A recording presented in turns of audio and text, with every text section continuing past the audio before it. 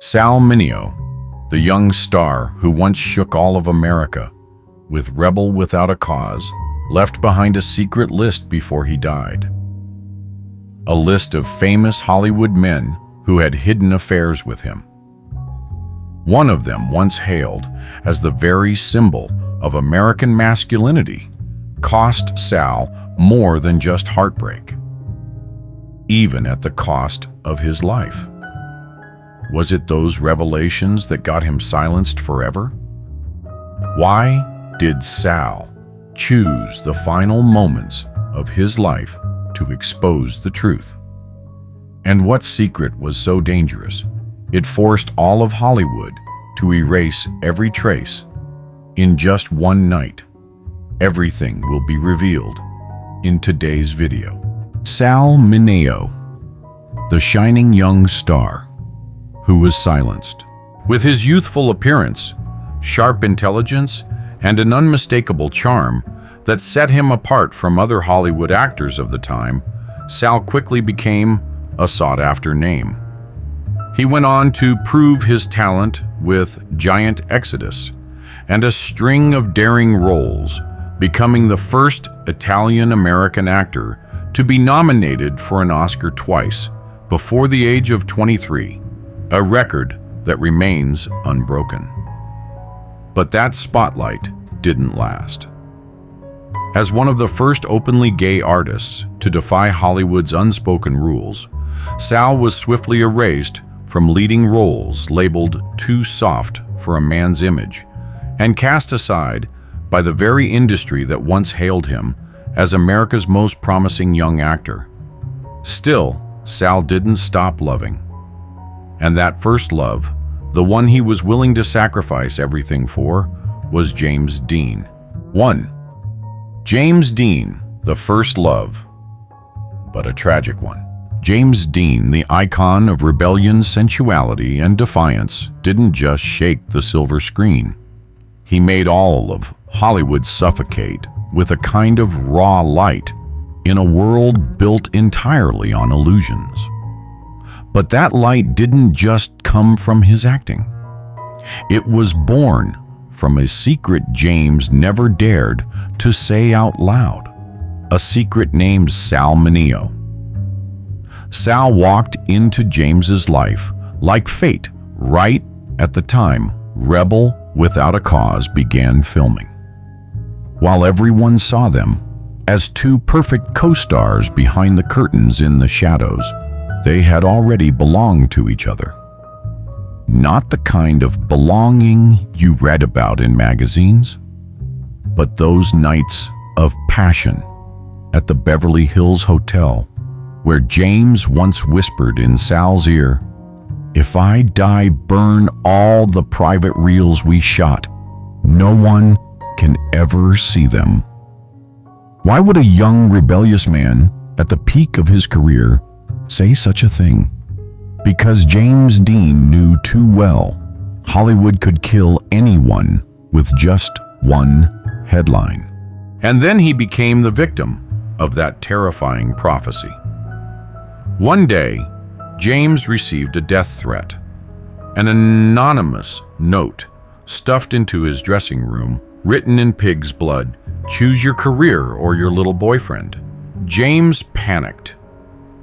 He cut off contact with Sal for 3 weeks, but Sal didn't let go. He showed up at the set of Giant, stood under the sun for hours, just to say, "If you run away, I will die." 3 weeks later, James really died. A car crash? Maybe. But an anonymous mechanic once told Confidential that the brakes of James's Porsche had been tampered with just before departure. He was silenced with $12,000 and a threat, "If you open your mouth again, your daughter won't make it to school." No one brought it up after that. And Sal, the only person who knew the car had been taken to a secret garage 2 days earlier, never dared speak. Sal became so haunted, he stuffed cloth into door cracks every night, fearing hidden cameras. Some said he hired an exorcist. Others claimed he once called NBC at midnight crying and shouting, "I have James Dean's sex tape, but I can't keep it anymore." The station hung up. 2 weeks later, the NBC office burned down. Every call record disappeared. And that was only the beginning of the story.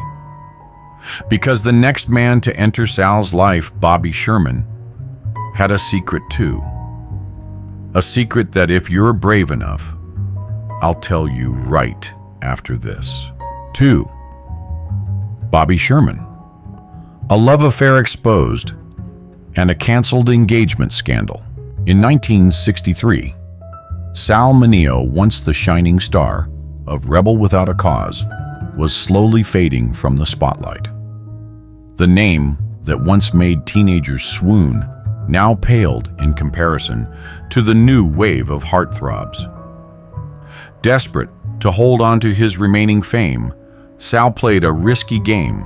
He went public with Jill Howarth, the only daughter of Lewis Howarth, a cold-blooded film producer, with enough power to flip Hollywood narratives with just one phone call.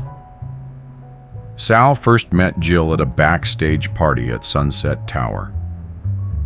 She, blonde hair, red lips, eyes that danced like she knew exactly what every man in the room wanted, walked straight up to him and purred, "You're the sexiest anti-hero ever put on screen."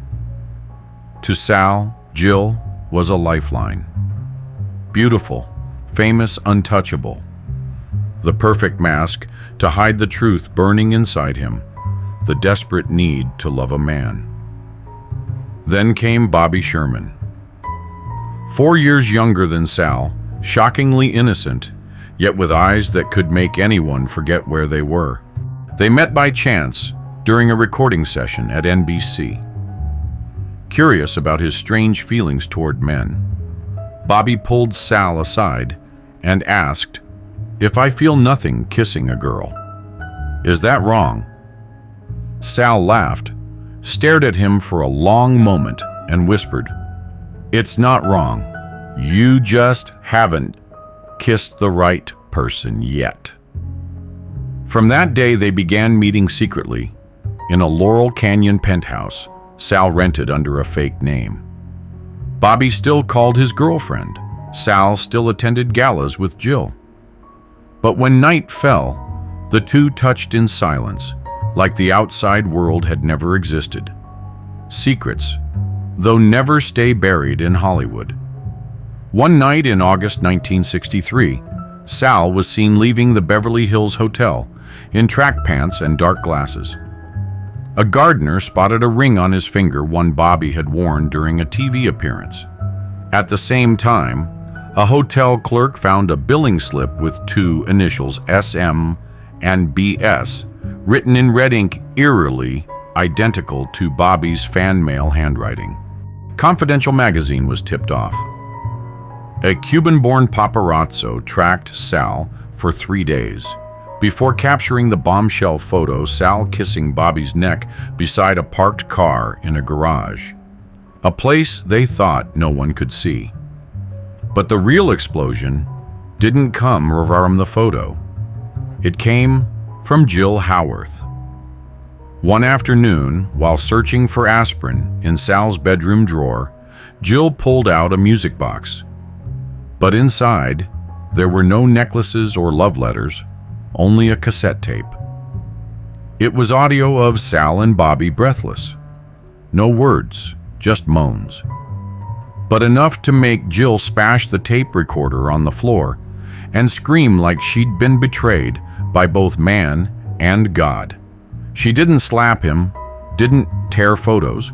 Instead, she quietly mailed a 4-page letter to the Los Angeles Times, enclosing a copy of the tape and titling it, "I'm Sal Mineo's fiancé, and I heard him love a man." The story hit newsstands on a Monday morning like a nuclear bomb.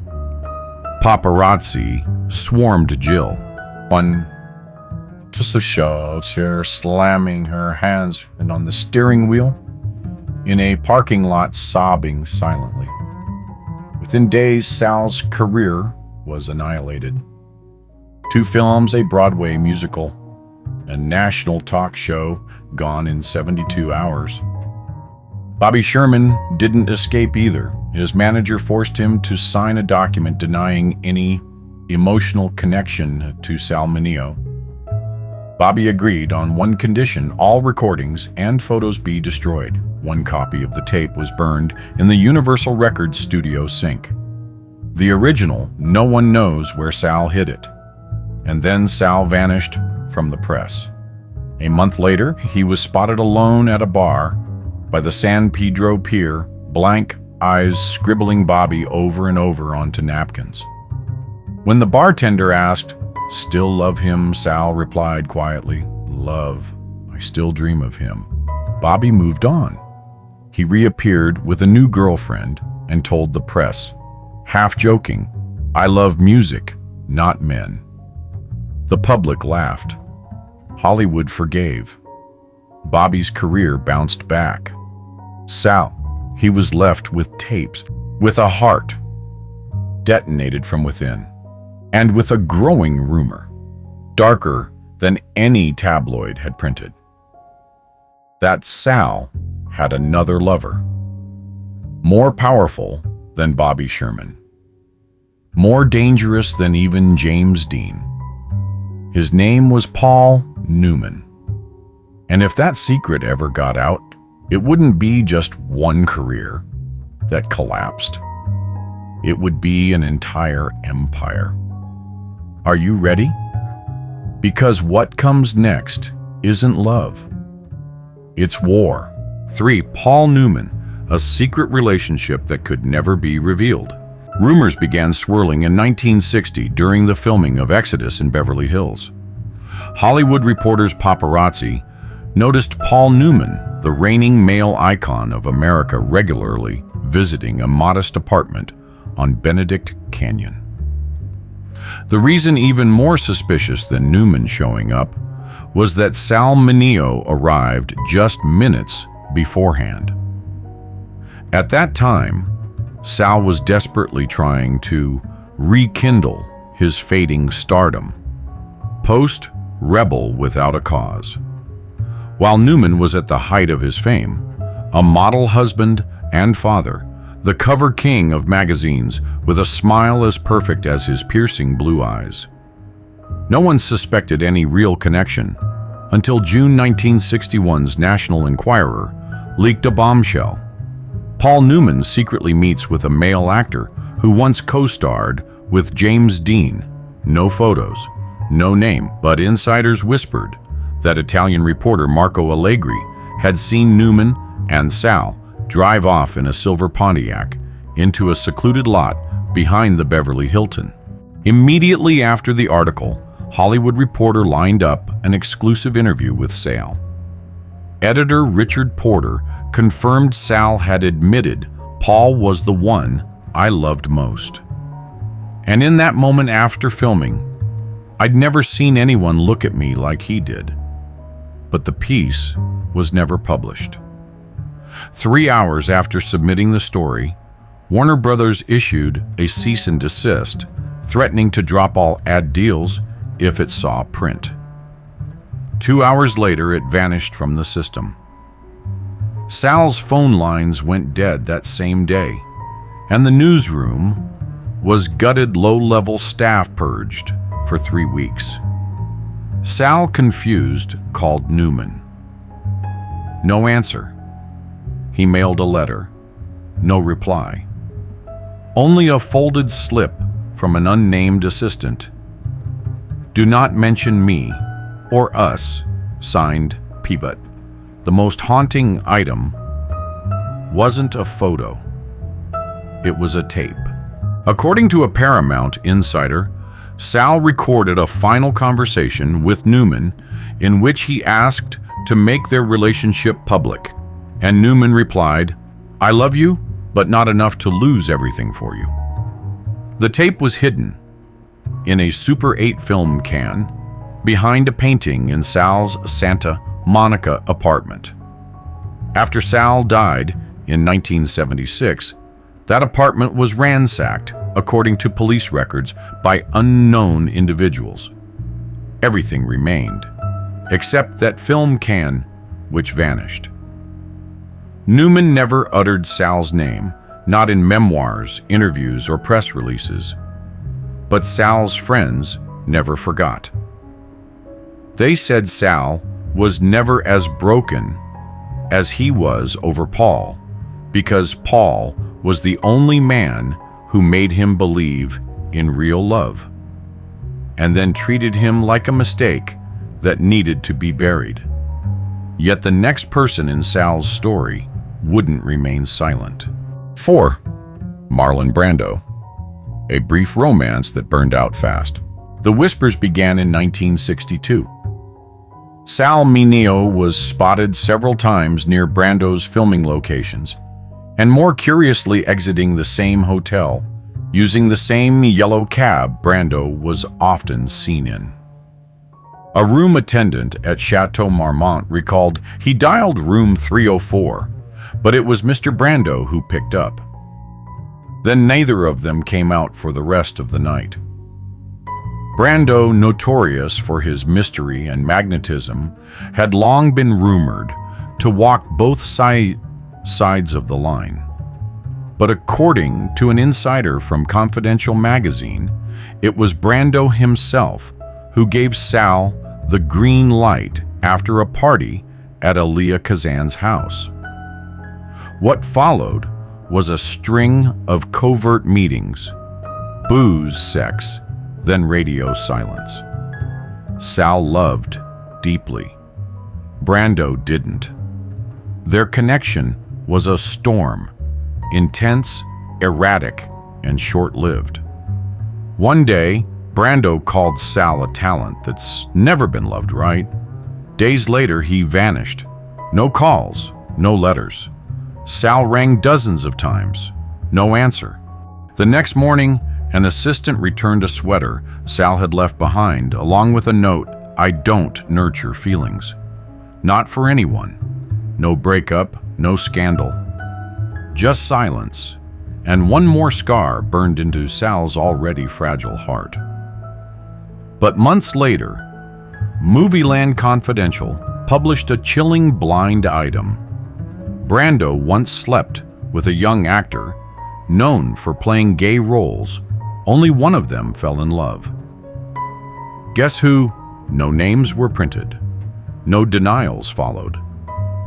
But in Hollywood, silence often speaks louder than confessions. And it was after Brando that the rumors grew darker.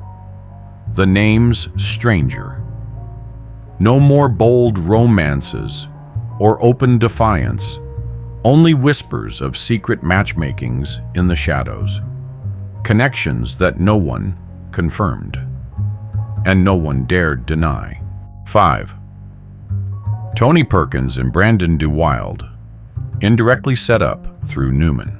A former assistant of Paul Newman once left behind a chilling note in a leaked posthumous diary. Paul didn't just cut Sal off, he tried to redirect him. Tony and Brandon were his suggestions. Quiet matchmaking. Among those who were alike, but never allowed to admit it. Movieland Confidential, in its March 1965 issue, hinted 3 male stars, one known for Psycho, one for Rebel, one for Shane, were spotted leaving the same penthouse suite 10 minutes apart. The issue was pulled from shelves within 6 hours for a supposed printing error. But in tabloid circles, it was common knowledge a 3-way meeting happened, and Sal was the center. A manager at the Beverly Hilton once logged in an internal report. Room 508 ordered 3 meals, but the nameplate on the door read only Sal Mineo. That same night, Perkins was filming just 10 minutes away. DeWilde was listed at a charity gala. one garden wall behind the hotel. Tony Perkins, famously private, was long rumored to have been involved with Tab Hunter. DeWild was even more puzzling. After a string of successful roles, he vanished from Hollywood without explanation.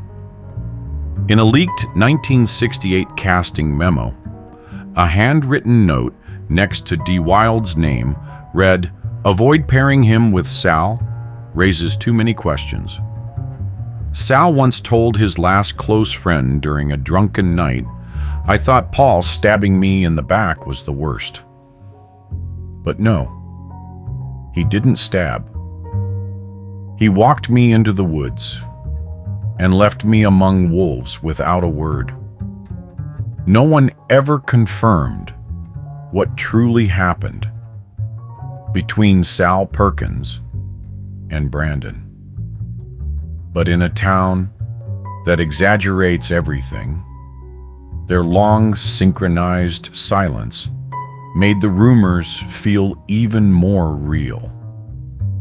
And what raised further suspicion was their behavior after Sal's gruesome death. Both refused to speak about him. At a Palm Springs gala, when a reporter asked Perkins, "Did you know Sal Mineo?" he stood up and walked out without a word. DeWild replied through his manager, "Not involved, no comment." What really existed between those three, a secret love triangle, an unreleased tape, or just a pattern of avoidance between men who were never allowed to be seen for who they truly were? We may never know. But Sal once scribbled a line in his 1966 diary. "They didn't kill me. They just didn't save me."